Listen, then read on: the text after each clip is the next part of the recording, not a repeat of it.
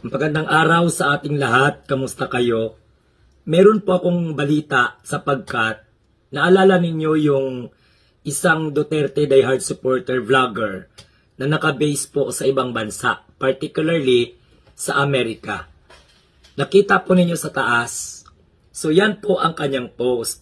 Itong vlogger na to ang nagpakalat ng video laban kay Pangulong Bongbong Marcos na may kasamang nakatalik di umano. So, after ng ilang months niya napapanahimik, yan, na-recover niya daw po ang kanyang account. No? Kasi nga, nagpalabas ng information na nahack daw. So, after that, ayun ang kanyang post. Sabi ng vlogger na ito, I finally recovered my account after months of battling hackers. I have information they been trying to keep from public. The president has AIDS. I am not sure how I can keep my account up. God save the Philippines. Tingnan mo naman itong katangahan na ito. Ang tanong, papaano niya nakumpirma na may AIDS ang presidente? Kasi nais niyang palabasin at sabihin sa public na yung katalik di umano ng presidente ay may AIDS. Yung tinatawag niyang si Mr. T. Diyos ko Lord, mga Duterte diehard supporters, maawa naman kayo sa sarili ninyo kung paniwalaan nyo to.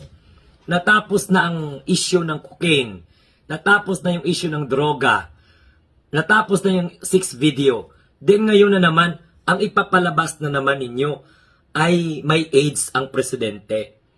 So tinatawagan po ang otoridad sa ating bansa na hindi po talaga maganda ito. Paano siya nakaka-access ng ganyang information?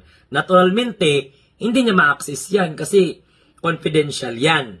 May violation po sa batas kapag pinapakalat mo ang personal information or medical record ng isang tao.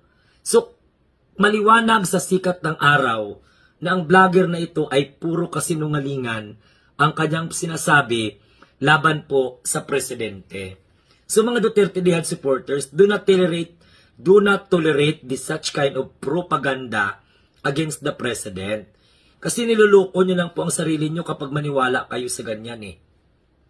At yun ang sinasabi namin na sana sa mga otoridad, kay simpre pinaglalaban din namin ang katotohanan, umaksyon kayo sa makatulad nito.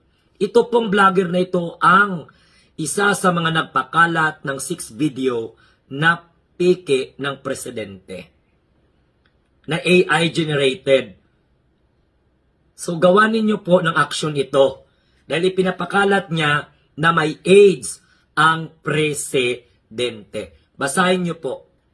So calling the attention of our authority na dapat aksyonan ito, na pwede itong kasuhan at the same time pananagutin dahil hindi po maganda ang mga ganitong klaseng accusation laban po sa presidente.